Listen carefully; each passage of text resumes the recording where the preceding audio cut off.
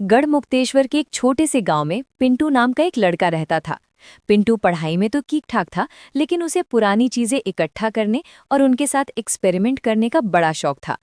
एक दिन पिंटू को अपने दादाजी के पुराने संदूक में एक अजीब सा चश्मा मिला।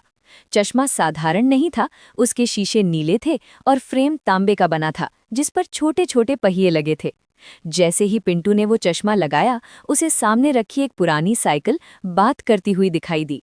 नहीं, वो बोल नहीं रही थी, बल्कि चश्मे की वजह से साइकिल के ऊपर लिखा आ रहा था, लोहा, आयन, जंग लगने की दर 15%, घर्षण के कारण चेन ढीली है। पिंटू उछल पड़ा। ये कोई जादू नहीं, बल्कि एक नॉलेज गैजेट था जो हर चीज का विज्ञान और भूगोल बता देता था। मिशन जादुई टीला।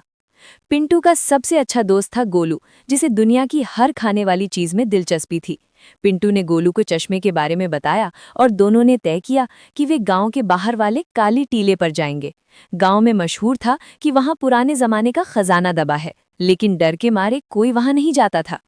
पिंटू ने कहा, गोलू, इस चश्मे से हम देख सकते हैं कि मिट्टी के नीचे क्या है।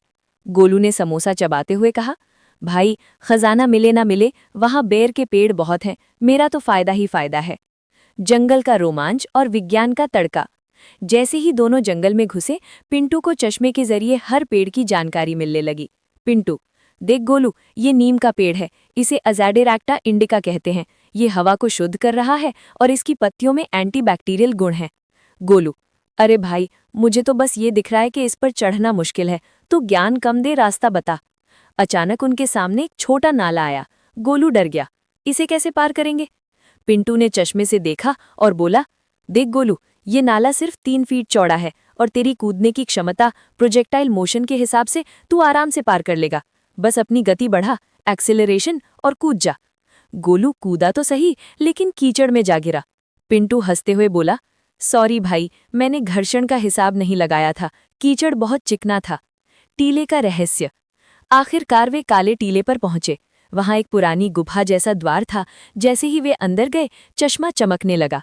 चश्मे ने दीवार पर इशारा किया, वहां कुछ प्राचीन संकेत लिखे थे। पिंटू ने चश्मा उतारकर गोलू को दिया। गोलू ने जैसे ही लगाया, उसे दीवारों पर लिखा दिखने लगा, यहाँ का तापमान बाहर से 5 डिग्री कम है, क्योंकि चूना पत्थर प्राकृतिक रूप से ठंडक प्रदान करता है। तभी उन्हें एक चमकती हुई चीज दिखी। गोलू चिल्लाया, सोना! भाई, सोना मिल गया! वे दौड़कर पास पहुंचे। पिंटू ने चश्मे से स्कैन किया। स्क्रीन पर लिखा आया, पायराइट, इसे मूर्खों का सोना, फूल्स गोल्ड कहा जाता है। ये लोहे और गंधक का मिश्रण है। पिंटू ने सिर पकड़ लिया। गोलू, ये सोना नहीं है, बस पत्थर है जो सोने जैसा दिखता है। गोलू उदास होकर बैठ गया। धत तेरी की, इतनी दूर आए और मिला क्या? सिर्फ पत्थर। असली खजाना। निराश होकर दोनों बाहर निकलने लगे। तभी पिंटू का पैर एक धातु के डिब्बे से टकराया। उसने चश्मा लगाया तो चश्मा लाल रंग से चमकने लगा। खतरा और ऐतिहासिक महत्व। ये 100 साल पुराना तांबे का बॉक्स है। सावधानी से उसे खोला गया। अंदर कोई सोना चांदी नहीं था, बल्कि कुछ पुराने नक्शे, सिक्के और एक डायरी थी। डायरी उनके गांव के एक पुराने भूगोल शास्त्री की थी। उसमें लिखा था कि गांव के नीचे पानी का एक बहुत बड़ा प्राकृतिक स्रोत, एक्विफर है। अगर गांव वाले उस जगह पर कुआं खोदें तो सूखा कभी नहीं पड़ेगा।